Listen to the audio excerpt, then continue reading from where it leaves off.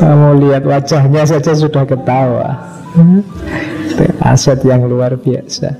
Konteksnya, dilihat situasinya. Situasi sedang apa? Orang sedang tegang bela sungkawa, ya jangan dagel di situ. Orang sedang sumpek apa, ya ndak nyambung, daripada kamu capek dia ndak akan ketawa. Lihat situasi, lihat konteksnya. Hati-hati juga distansi atau resepsi psikologis.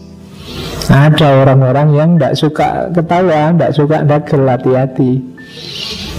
Misalnya kamu dagel, dia sudah mencureng, sudah nunggu kamu. Begitu kamu selesai dagel, tidak lucu.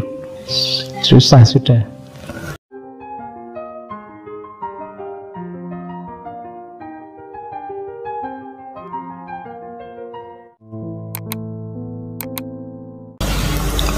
Jadi dari kritik menuju introspeksi, jadi melahirkan kesadaran-kesadaran baru. Kadang-kadang banyak hal dari guyonan itu melahirkan kesadaran baru. Orang jadi setelah guyonannya selesai terus mikir, iya ya, kok bisa ya begitu, dan seterusnya. Oke, jadi itu fungsi individual untuk kita yang suka dengan humor. Yang pertama pasti gembira, katarsis. Katarsis itu pembersihan. Kalau bahasanya tasawuf semacam tahalli, defense mechanism, kita nyari selamat, nyari aman. Dan yang ketiga kita kritis, introspeksi. Jadi jangan dikira ini hanya santai untuk ternyata manfaatnya banyak. Jadi kalau orang Jawa ada urip itu mampir ngombe, ya mampir ngombe plus guyon. Jadi urip itu ya mampir guyon. Jadi kenapa santai tapi ada manfaatnya. Guyon itu apa ya? Kalau perjalanan kita kan sering pakai analogi hidup, itu harus ngegas dan ngerem, tapi juga harus santai-santai juga di rest area. Kalau ngegas dan ngerem terus ya capek. Nah, kita santai sekali-sekali di rest area, itu guyonnya. Jadi ada positif, ada negatif, ada santai-santai. Terus kalau ini cuma untuk pengetahuan saja ya, ini ada beberapa penelitian. Kalian yang mungkin tubuhnya agak ringkih, sering-seringlah tertawa. Ada manfaat kesehatannya banyak. Itu silakan dibaca sendiri. Meningkatkan sel-sel imun, meningkatkan jumlah antibodi, mengurangi rasa sakit, meningkatkan pengeluaran endorfin, memberikan latihan otot jantung, macam-macam, relaksasi otot, peredaran darah, macam-macam. Obat untuk segala penyakit ternyata. Ya, ya silahkan lah, supaya kalian rasakan sendiri. Saya ingat dulu ada seorang yang dikenal sebagai bisa nyantet, tokoh nasional. Dia bilang orang yang tidak bisa disantet itu orang yang humoris, mudah tertawa.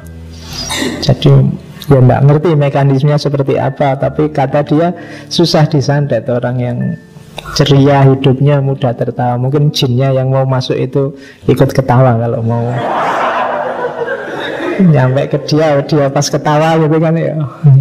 Makanya kalau kalian malam-malam kok serem, ketawa aja.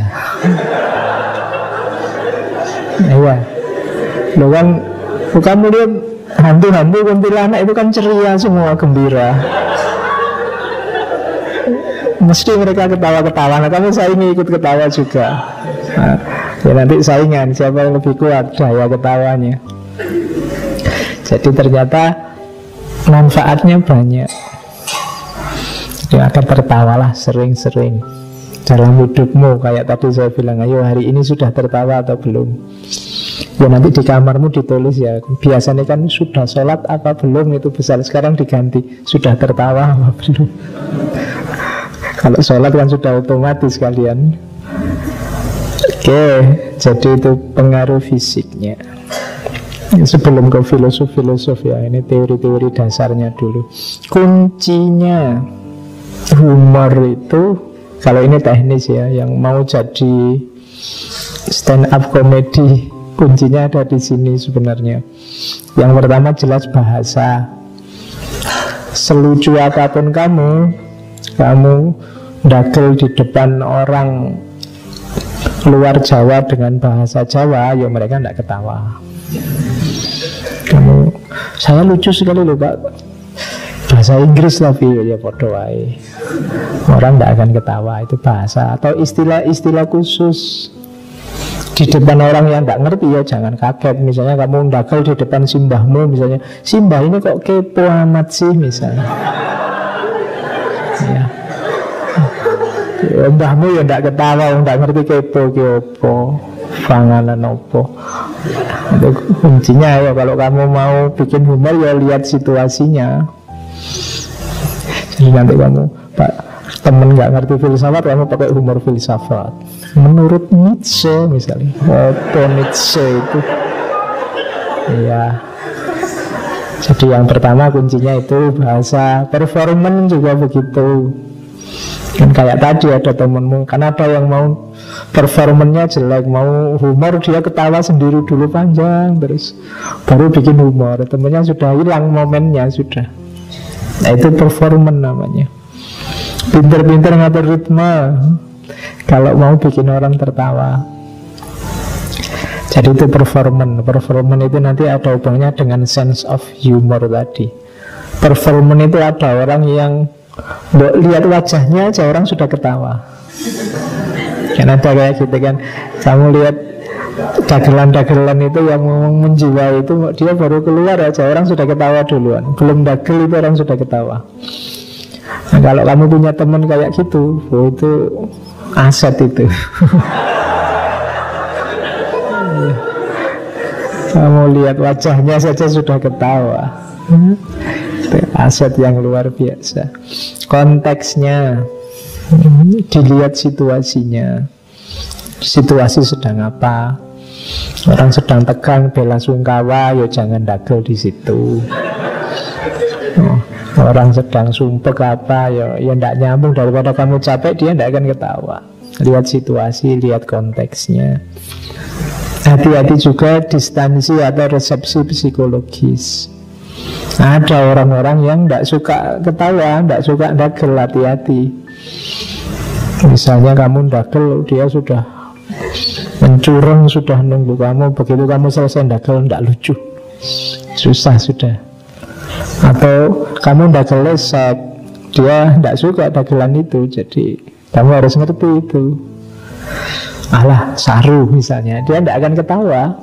Itu jarak resepsi psikologis. Jadi kalau orang psikologinya sudah terrepresi, kamu selucu apapun dia tidak akan tertawa. Pacarmu yang sedang patah hati, terus kamu hibur, kamu pakai dagelan kayak apa, mungkin dia tidak ketawa. Kenapa? Psikologinya sedang terrepresi. Ayo dong senyum dong, nggak senyum-senyuman misalnya, dia sudah tidak bisa, sudah diajak ketawa. Psikologinya sedang terrepresi. Yang kelima juga kesegaran. Ini juga kunci bagi yang karirnya stand up comedian atau tukang humor. Hati-hati yang terakhir ini. Kalau kamu ngulang-ulang, selucu apapun diulang lagi, ya tidak ada yang ketawa. Originalitas. Kalau dosen tidak apa-apa diulang-ulang. Wong ya bukan profesinya. Tapi ya perhatikan kesegaran. Kalau ini kunci-kuncinya.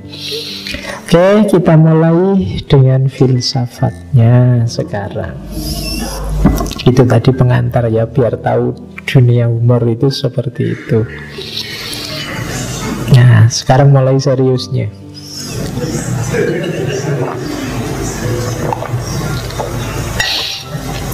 Apa itu humor? Ada teori pertama, ada 3 teori utama. Nanti ada filosof punya beberapa teori tambahan. Ada yang namanya superiority theory. Superiority theory itu humor adalah ketika orang merasa superior, lebih baik, lebih sempurna, kemudian melihat yang lain lebih rendah, lebih jelek dari dia, kemudian direndahkan, diketawakan. Itu namanya superiority theory. Kalian, saya tadi ngasih contoh kan, ada orang naik motor terus jungle, itu kan kamu terus ketawa. Itu sebenarnya superiority theory. Jadi kalian merasa superior. Ada orang jelek karaokean, itu kan kamu terus ketawa karena kamu merasa lebih cakep dari dia. Itu superiority theory. Jadi humor itu lahir dari rasa superiormu. Makanya yang lebih superior biasanya lebih bisa bikin humor. Saya di depan kalian mungkin lebih lancar ngomongin macam-macam, tapi kalian pas di depanku kan tidak bisa. Kamu mungkin merasa inferior di depanku, kamu mungkin tidak bisa ndagel-ndagel di depanku panjang lebar gitu. Kenapa? Ada rasa inferior. Superiority theory itu, humor itu muncul dari rasa superior. Makanya humor itu kan banyak kan yang isinya melecehkan orang, isinya merendahkan orang, terus jadi lucu, yang lain ikut ketawa. Oke, dasar wajahmu kayak terus yang lain ketawa. Oke, tubuhmu kayak ini ya, itu terus yang lain ketawa. Itu superiority theory namanya. Orang itu ternyata menganggap lucu apa-apa yang kurang sempurna, sementara dia menganggap dirinya sendiri lebih sempurna. Makanya kadang-kadang kalau di lawak-lawak dagelan itu terus pakai baju aneh-aneh, pakai baju jelek-jelek, pakai kostum yang unik-unik, itu yang badut-badut itu kan jelek. Kan tidak ada badut itu yang topengnya kayak artis Korea, itu kan tidak ada. Itu jelek, dibikin mulutnya besar, dibikin. Kenapa? Superiority theory. Jadi kelucuan itu lahir dari rasa superior. Itu teori pertama tentang humor. Ada teori kedua. Teori kedua ini incongruity theory. Incongruity theory itu teori tentang ketidaksetaraan. Jadi lucu itu dari mana? Lucu itu dari perubahan yang tiba-tiba. Kayak tadi, permainan kata itu golongannya lucu. Apa ya? Permainan kata itu misalnya gini, kalian bilang, Pak, saya itu sebenarnya rajin loh Pak. Lah, kok kamu nggak pernah masuk? Loh, saya itu rajin bermalas-malasan Pak. Oh. Itu kan permainan kata. Ini saya tidak malas kok Pak. Ini saya sedang energi saving. Sekarang kita harus hemat energi Pak. Jadi saya tidak banyak-banyak mengelola energi. Ini permainan kata. Orang mengira disimpulkan apa, tapi kamu simpulkan kebalikannya. Itu namanya incongruity theory. Gak nyambung pakai akalmu. Mana ada kok rajin untuk bermalas-malasan itu loh. Itu kan gak nyambung. Dari situ terus muncul kelucuan-kelucuan. Oke. Itu namanya teori incongruity. Ya, banyak kan orang ngomong lucu-lucu dengan cara membolak-balik logika. Terus tertawa terjadi karena harapan yang dikacaukan, sehingga seseorang dari satu sikap mental dilontarkan ke sikap mental yang sama sekali berlainan. Harusnya ini terus jadi itu. Kamu tidak naksir aku tidak naksir kamu, berarti kita jodoh dong. Nah, itu kan nyambungnya ke situ. podo-podo ora nyambung ya kan, itu mikire tadi kacau. Itu namanya incongruity theory. Jodoh itu kan harusnya podo naksire, sekarang dibalik, podo gak naksire dianggap jodoh. Itu kan orang terus jadi kaget, terus tertawa. Nah, itu yang kedua, namanya incongruity theory. Terus ada yang ketiga, relief theory. Relief theory ini kayak tadi ya, dia jadi katarsis, pelepasan dari ketegangan. Pelepasan dari ketegangan itu, hidup ini sumpek, banyak larangan, banyak aturan, dikekang-kekang. Jalan keluarnya apa? Humor. Santai aja, nggak usah dianggap susah. Misalnya kamu punya pacar suka ngatur-ngatur, itu kan harusnya pacarmu posesif, tapi enggak, terus dibikin guyon biar bebas untuk menertawakan pacarmu. Terus kamu bilang, wah saya punya pacar ini kok suka ngatur ya, harusnya dia jangan dipanggil pacar tapi dipanggil aja coach misalnya.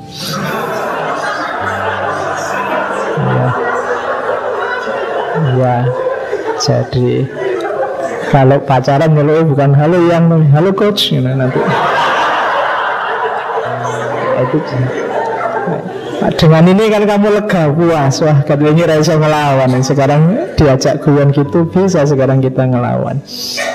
Itu namanya relief theory.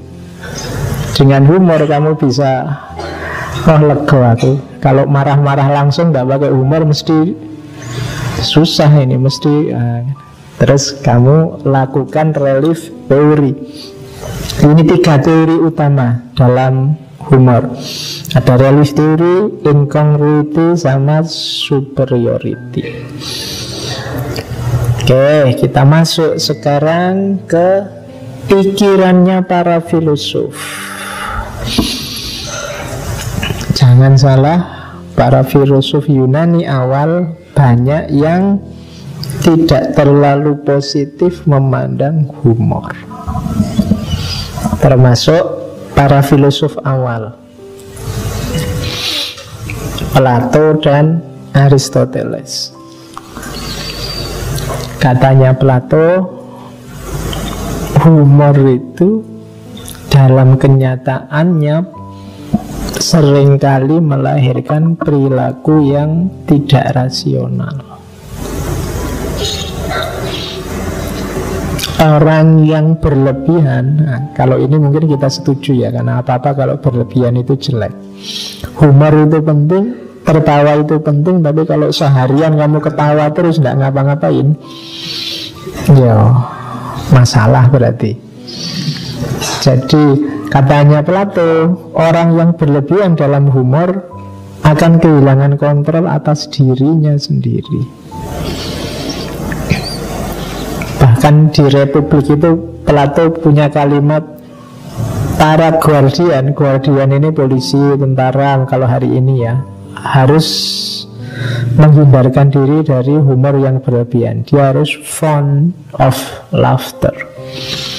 Jadi orang-orang ini, karena kalau terlalu banyak guyon, polisi kok guyon terus misalnya, nanti kalau waktunya dia harus serius, kehabisan waktu.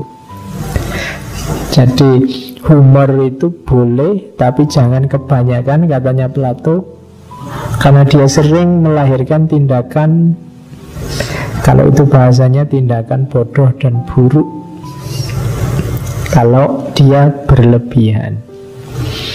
Nah, terus Plato melanjutkan, kenapa sih dia menyebut dia humor itu tidak bagus? Katanya Plato, humor itu membuat orang self-ignorance. Self-ignorance ini lawannya kontemplasi, lawannya introspeksi. Jadi membuat orang tidak peduli dengan dirinya. Jarang orang humor itu tentang dirinya, kan dia selalu ngomong rendahnya orang lain atau bedanya orang lain dengan dirinya. Katanya Plato, orang itu sering self-ignorant kalau sudah melakukan humor. Contohnya apa? Dalam humor itu, orang ganteng misalnya, dia bisa jadi bahan ejekan. Orang jelek juga bisa jadi bahan ejekan. Baik atau jelek, diejek. Nah, terus harusnya yang mana? Nggak tahu ya, wong guyon kok. Itu orang jadi apa? Self ignorant. Lah terus yang benar yang mana? Orang gundul diketawain, orang rambutnya panjang diketawain. Lu enaknya gimana? Rambut cepak pak, cepak ya diketawain juga nanti. Kalau orang mau mengetawain itu apa aja bisa diketawain. Nanti hidungnya panjang ya disebut hidung panjang kayak bedot. Hidung pesek juga, wah hidungnya kok pesek kayak gitu. Loh yang bagus terus yang mana? Orang jadi self ignorance. Bibir tipis juga diketawain, bibir tebel apalagi.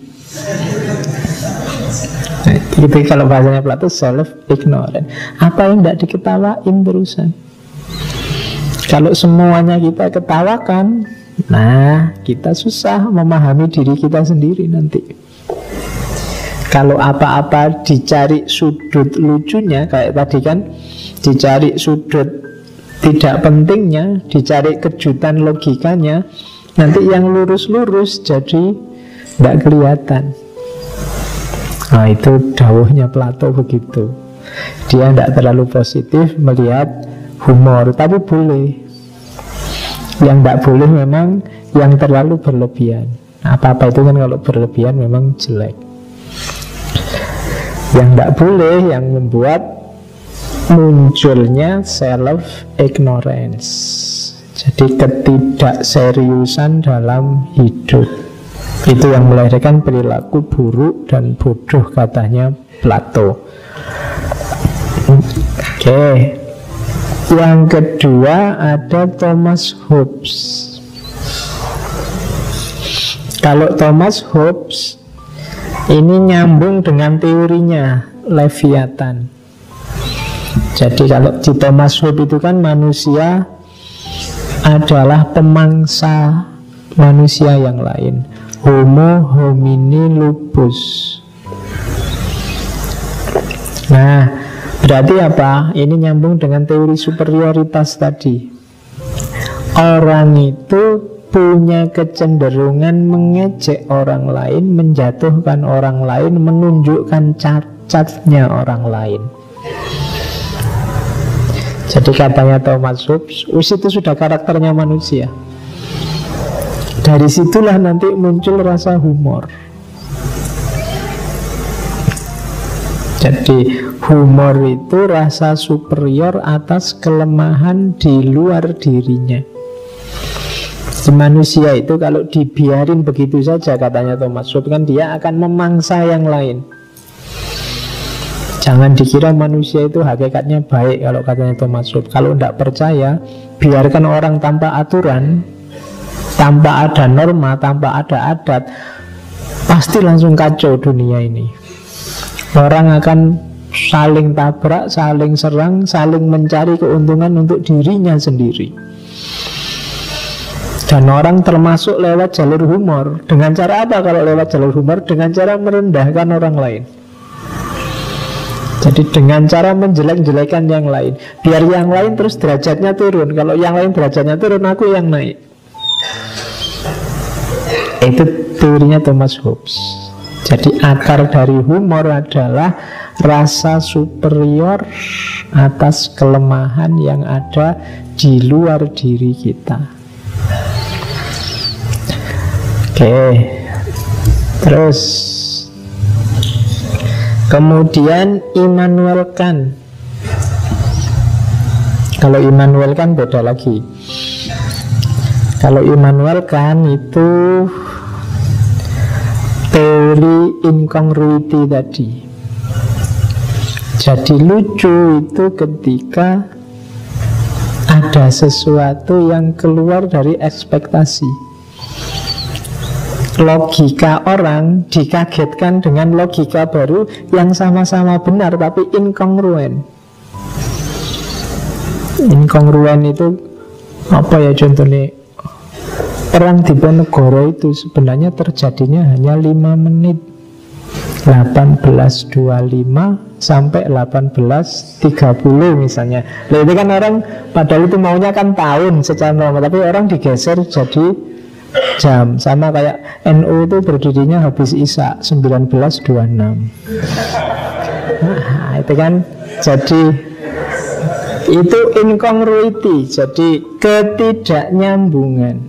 Kalau Immanuel kan ngasih contoh orang minum bir, ada orang menuangkan bir di meja, terus ada yang komentar, orang Indian menuangkan bir di meja, terus ada orang komentar, kok kamu menuangkan bir ke meja? Katanya orang Indian, loh kalau kayak gini ndak aneh, yang lebih aneh lagi kalau dari meja tak tuangkan ke botol.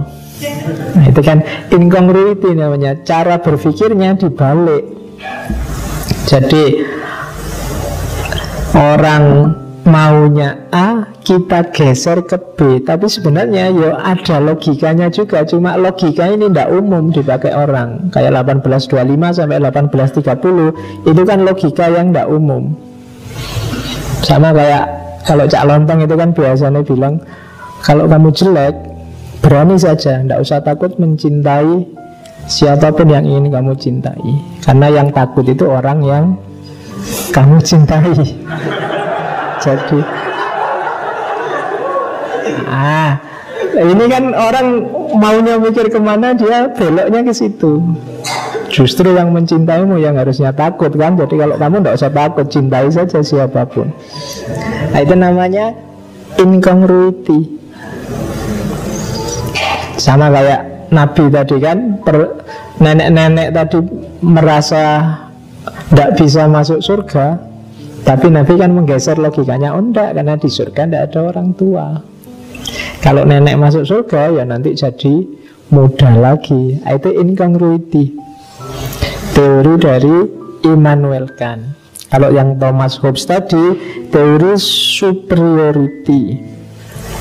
Oke. Terus, nah kalau ini teori dari Schopenhauer. Schopenhauer itu filosof Barat modern. Dia, kalau ini teori sudah ya, di luar kategori-kategori humor tadi. Katanya Schopenhauer, gagasan manusia itu ada 2 jenis, ada serius, ada humor. Yang